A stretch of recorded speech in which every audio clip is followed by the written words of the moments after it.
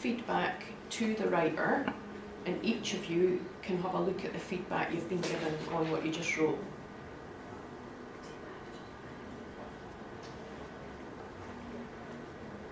And the reason for this is that often when we're trying to write things, we can become a bit mixed up and actually complicate it, whereas earlier on you actually said it to each other, and often we can speak in a way that makes other people get the message or what we're trying to get across, but we can't put it into words, usually because we are too worried about the words and getting it right.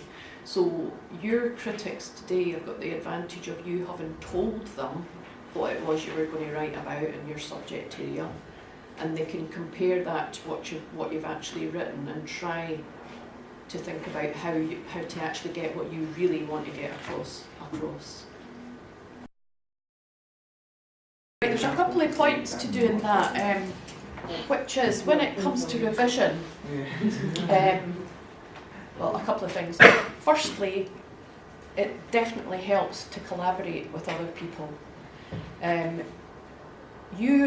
You often have to be the sort of judge or critic of your own work, which is very difficult because you have all that stuff in your head. There's so much of all this in your head that you can't see what's on a page. You can see what's in your head, but you can't actually often see what you've put on paper. So if you have someone that you can work with or give your work to read, it's extremely helpful, because you have to remember that when you submit that, you are submitting it to a reader who is not you. So they're coming to it fresh, and it's making sure that they can understand the points that you want to get across that you have to do here. It's clarity of message that's one of the most important things. Obviously, as we'll see, there are other things that are important, like content or whatever, but you have to make sure that the clarity of the message gets across, and that's where your other reader can help you.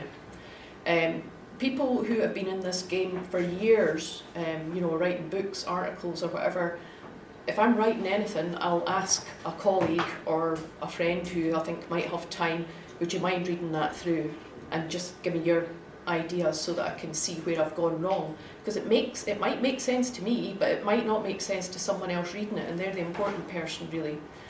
So number one, if you have got anyone you can work with, even if they're not a subject specialist, that's good, because your writing should be clear enough that they can follow what you're trying to say. Now, it may be that whether they're a subject specialist or not, some of your field or not, there will be some things in your writing that they won't get, but if you collaborate with someone, they'll be able to say to you, which is the exercise we carried out earlier today, I'm not sure what you mean there, can you explain that to me in your own words?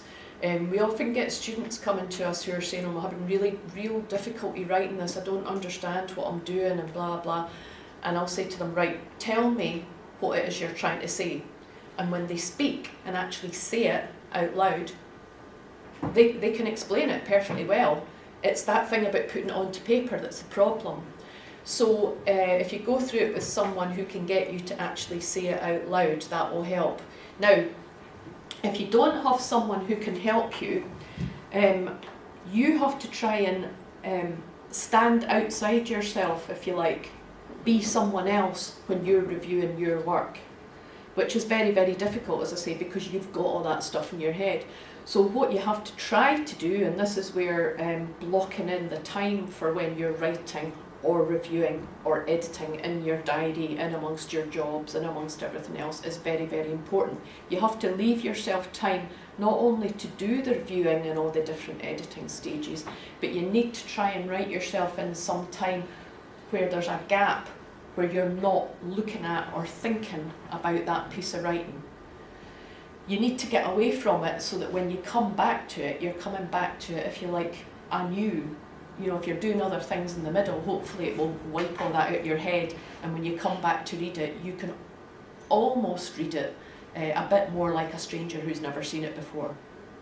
And you will sometimes be amazed when you come back to see what you've written, and it will be much clearer to you, why have I put that in there? That's pointless, that's not relevant, or that's not important, or whatever. So you have to try to step outside yourself in order to carry out the revision start of and editing part of So yeah, we've said to try and collaborate while you can. It's definitely worth doing it, getting a fresh pair of eyes on something. Or if you're going to have to do it yourself, walk away from it for a while, do other things and come back to it. And when you come back to it, try to pretend that you're someone else. You might try to pretend that you're your supervisor. Or you might try to pretend that you're someone who doesn't like you, who is going to look for faults in your work. Someone who's going to be a critic. That way you will notice gaps. Don't do this obviously until you're later on and you're trying to actually cut things out or rearrange things. You don't do that at the start. Remember, we said creativity and generating ideas is at the beginning, and try to keep the critical part of it separate until you're much later on in the process. But at this stage, if you're trying to review your own work, you're going to have to be the critic, because you're going to have to imagine your supervisor reading this, and not as a personal attack on you, but what sort of flaws are they going to be looking for? So you're going to be concentrating, once you've got the structure and the message clarified, which is what you've been helping each other to do here, on things like content. Is there enough content in the piece that you've written? Is it the right content? Do you have enough evidence in your piece of writing? Because this is your academic writing here. So do you have enough sources that you've used? Are they reliable, relevant sources? Just think of yourself as that critic at that stage. Should you have examples in whatever piece you're writing? If you should have examples, now you know, put a wee note in the margin, stick in an example of such and such here, you know, and just try to remember you're working from a beginning stage right the way through and building it up towards the end. Let's see, audience, content, substance, I've said that. Yeah, now, if you find out that you've got too many words already and you can't decide what should be cut, we've got that prioritising thing that was said about good and bad sentences, or useful or not useful sentences that you could try doing. So if you number them and say, well, I can get rid of the ones that are way down the bottom of the list, basically what you're doing is taking out anything that is not relevant. If you've got something in there that's not really relevant, and I think that's probably going to apply more to an introduction or a conclusion or a literature review than anything else like methods or whatever. If it's not relevant, why is it in there? So you can maybe go through marking everything that's not really relevant with an R or an I for irrelevant, and get rid of all of those if you need to cut that many words. If it is not important, why is it in there? Is it serving any purpose being there? So you're going to have to start being strict towards the end of the process. We're still not worrying about the correct words at this stage, by the way, because this isn't editing yet. As you're going through it, you will, just without thinking about it, think, oh, that's the word that I meant to put in there where I've underlined that wrong one. Because you've still got lots and lots of different steps to go. Now, I'm going to quickly run through editing a bit for you. When we're editing, try to manage your time when you're doing the editing as well, and edit it in different layers or different stages. So you're kind of, if you like, at this stage, if you were to write another draft today, which you could do if there's time, I don't know if there will be, you'll have based that on the feedback that you got from everyone, and I could, if we had longer, get you to write another draft having seen that feedback, and you would find the structure would become better having had that feedback.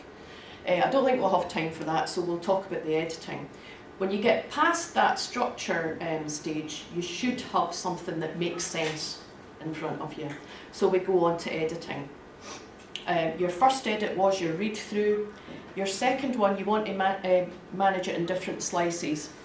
So you would do that in different stages, and if you're on your own, having to review your own work, the best thing to do when you're editing is to actually read it out loud so you can hear yourself saying it again. It's not a good idea, I would suggest, to edit on the computer, because you will start fiddling about and copying and pasting and changing words, and you will end up making it complicated again. So the best idea is to print stuff out get away from the computer, even in a different environment from where you normally work, and then try to just read out loud. Don't do this in a cafe or a pub. Or find somewhere where they're not going to hear you. Say it out loud, because again you will hear things that are wrong. You can't see things that are wrong in your writing because you've got so much of it up here. But if you say the words out loud, you will find faults with it. Excuse me. Now, the other thing I was going to say to you is the slices for editing. So we're imagining you've got a section here. You've got the overall structure of that, right? What you want to do next is edit it by, if there are sections in that, subsections, do it by subsection. If you're sure they're on the right place, then when you're editing, only look at one section at a time. If it's only a number of paragraphs, look at one paragraph at a time. Read out that paragraph and think, right, what should the structure of a paragraph be? There should be some sort of introductory sentence, there should be some evidence, there should perhaps be examples there, and then there should presumably be some sort of concluding, drawn to an end sentence. So look at that paragraph and treat that as a separate piece of editing. And then look at a different paragraph, maybe one further on, and edit that one until you get that one right. Then you want to think about the links between the paragraphs. Are there links between the paragraphs? Obviously, we don't want the reader to be reading one paragraph on one sub-point or topic, and then all of a sudden you go into something else for no apparent reason. They need to be coaxed into it, because your structure should be flowing all the way through this. You know all this stuff pretty much from second year from writing essays. You're just writing a big essay, if you like, in some of these sections. After you've done the sections or paragraphs, then you can start thinking about sentences and grammar and punctuation and getting the right words. And then at the end you've got your spell check again. So do it in slices like that, because otherwise you'll start moving things around and changing the structure. Once you've already got the structure right, you don't want to muck about with that. So at this early stage we're concentrating on the bigger messy picture, trying to get that into an order that is correct, but we're not worrying about the correct words or stuff. Later on, we're worrying about the structure within each of the sections. So if you can see, you're refining it all the way along towards the end. That is the plan, but it's quite difficult to discipline yourself and actually stick to what you're meant to be doing. So, just make sure I've told you what I meant to tell you. Text as a whole. Introductions, when do you all write the introduction to anything, whether it's a chapter or a section that you're writing? At what point do you write the introduction usually? In the end. Anybody write the introduction at the beginning? I start a bit at the beginning, but then finish it at the end. Because you know that it's wrong by the time you get to the end, so you rewrite it. Does everybody know that? Yeah. So, as a rule, it's best to, you do end up doing some sort of introduction thing because it's quite difficult. We've been trained to do that. But you can't possibly introduce something unless you know what you've done.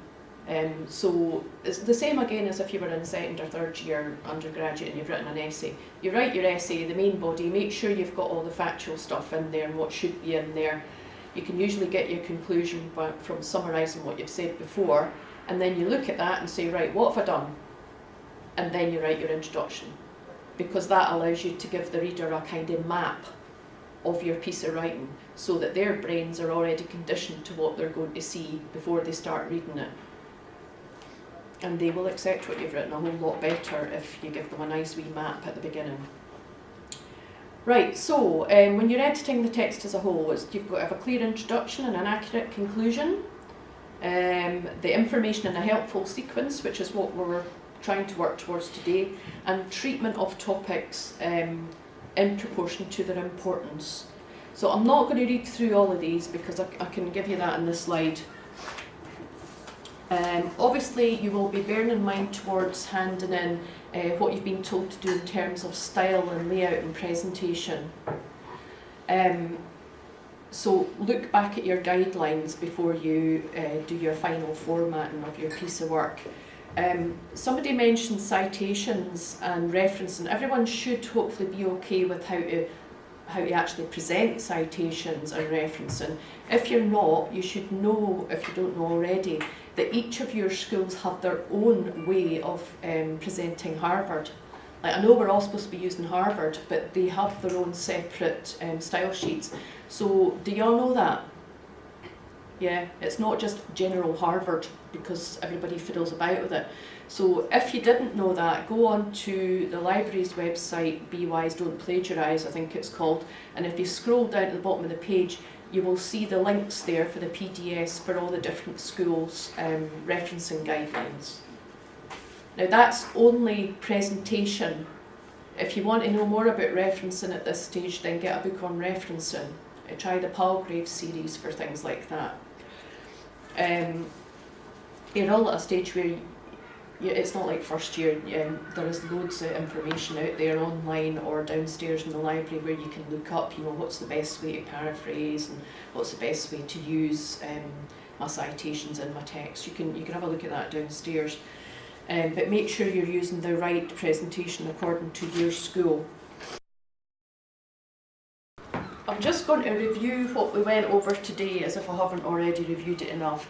The point is that we all have been trained through our lives to think that we have to be very logical and structured about how we do things. I would love to be like that, but humans aren't actually like that. Very few humans are like that, and the human brain isn't like that either.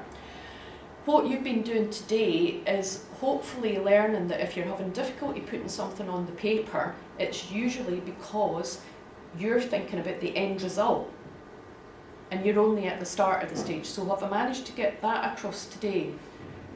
The difficulty is trying to control and discipline yourself, try to stop yourself correcting at the very, very beginning. There's loads of time for you to correct things and get it right. There's loads of time for you to think, oh, maybe it should look a bit more academic, I'll bung in a few bigger words. There's loads of time for that. You've got right the way up until the end. When you're writing a piece of work, whether it's an essay or a dissertation or a thesis, you're going to be going through it several times, 10 times, possibly more than that. And every time, that's another thing. Once you get to the end and you think you have got your final draft and you're ready to submit, get somebody else to read it, because they'll find more mistakes. Okay? Does anyone have any questions that they want to ask that's related to that? I mean, we don't have an awful lot of time, but we do have about 15 minutes. If you want to, anyone, stay and try writing another draft, bearing in mind the feedback that your neighbours have given you. So I think I might just leave it at that, actually. If anybody would like to do that, then stay and do that, because if you walk out of this room, you won't do it. You'll just go and do something else instead. Because we're always trying to get away from our writing and find something else to distract us. So if you want to stay, do that. If you've had enough, then that's fine, you can leave. But what I would really like you to do is if you could fill in the feedback sheets for us, please, so that we know how to adapt these workshops for different cohorts of students. So if anyone doesn't have a feedback sheet, are there spare ones lying about somewhere? Everybody make sure you've got a feedback sheet. Can I ask a question, please? Thank you very much. Excuse me, can I ask a question? Sorry. Yeah, I was going to ask if doing the literature review, you can edit it maybe paragraph by paragraph, or it's best to finish everything before you edit it? Oh, when you say finished, do you mean like a finished draft, like your end draft? Yeah. No, what I was saying to do is just write a very, very, very, very rough one. It doesn't matter if the words are right at the beginning. Okay. Well, why would it matter at the beginning whether the words were right? You're not handing in the very first draft, are you? No. So try not to worry about whether it's right or you're using accurate words or it's very elegant, you're writing. There's no need. Nobody's going to see that first draft. That is only a first draft. So try not to worry and try to get the ideas and the structure and the content on the page first. It doesn't matter about the words. You can come back and look at it the next day and think, okay, I've got the structure right, the content's right, am I making the points that I want to make? Are these main important points that I want to make sure the reader gets very clear? That's the important bit first. There's loads of time to edit and correct the words. I think that has been my problem. 'Cause Yeah, I keep coming back and looking at what I've done and Yeah. trying to edit it, and then I'm at the same sort of. You'll find yourself editing too early. People usually review and revise and edit much too soon. Editing is the very, very end.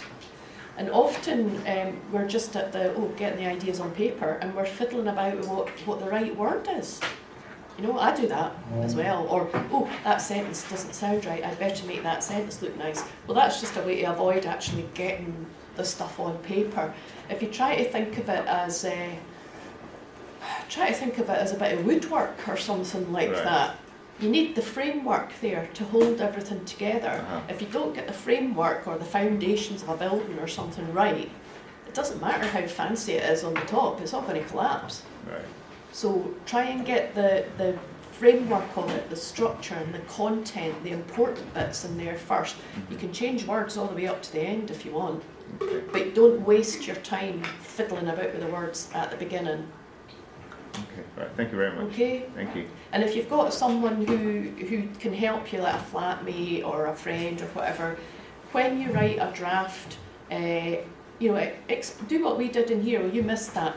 Explain to a friend or a colleague or something what you're trying to write about, what you want to put on paper, and then write a draft having told them, because sometimes telling someone can clarify it in your own mind what it is you're trying to say and what the important points are. And them asking you questions if they don't understand will make you think, that's something I have to be clear about. And I obviously haven't been explaining that very well there. So actually talking about it with someone can sometimes make you get the point of it all yourself a lot better. Okay. And then using them to help you to review it and to proofread, definitely do that. Okay. Okay? Okay. Thank you. Okay, thanks everybody.